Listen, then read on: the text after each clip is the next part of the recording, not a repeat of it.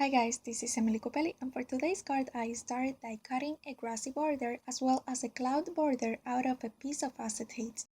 Now I'm using my distress inks in cracked pistachio and evergreen bough to color the grass area with the stencil I created. I used this technique in my last week's card and I liked it so much that I couldn't wait to make a variation of it, so this time I'm using some different colors. Also, this time I decided to create the stencils and masks out of acetate instead of using cardstock for them, since I think I might be using them again in future cards. Notice that even though the acetate worked perfectly for me, I had to be a bit more carefully coloring the clouds since it doesn't absorb the excess of ink in my blending tool like the cardstock mask would do. Here I'm using tattered rose for the higher clouds and antique linen for the lower ones. I wanted to use a yellowish color for the lower clouds, but I didn't want it to be too bright. Therefore, I decided to try this antique linen and it gave me the exact look I was looking for. Then I started coloring some images from the Fairy Friends stamp sets from Fawn. For all of them, I'll be using my distress inks in abundant coral, cracked pistachio, evergreen bough, and peacock feathers. Since the cracked pistachio is too light and I can't get the shadows dark enough with it, I used the evergreen bough for its shadows and used the coral and blue colors by themselves. Also, want to mention that I feel that the abundant coral might look sometimes a bit too orangey or red in the computer, but in person I would say it looks more like a pinkish coral and not like an orangey coral. Later, I'll also use some of my distress stain in tarnished brass. Remember that if you are interested in any of the products I'm using in this card, you can check out my blog where I link the products I use. Now I'll let you enjoy the coloring, but feel free to skip the coloring if you are not really into watercoloring with distress inks. See you soon!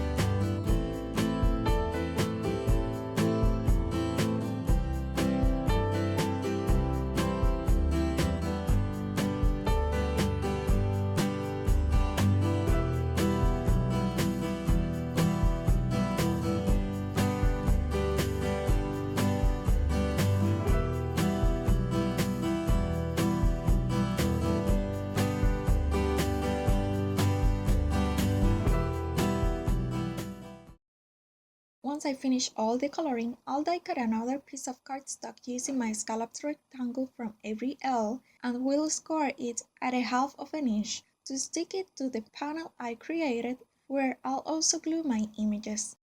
That will complete my card base. Anyhow, I wanted to quickly mention that you can apply that idea to all your card bases. If your main panel is clean and looks good from the back, there is no need to use 2 additional pieces of cardstock for your card base.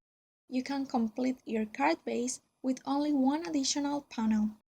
That will help you not only to save money, but also paper in general, which is always nice for the environment. So, since my card ended up so full and I want all the space inside of the card for my message, plus the card itself screams happy birthday, I thought I wouldn't stamp any sentiment this time.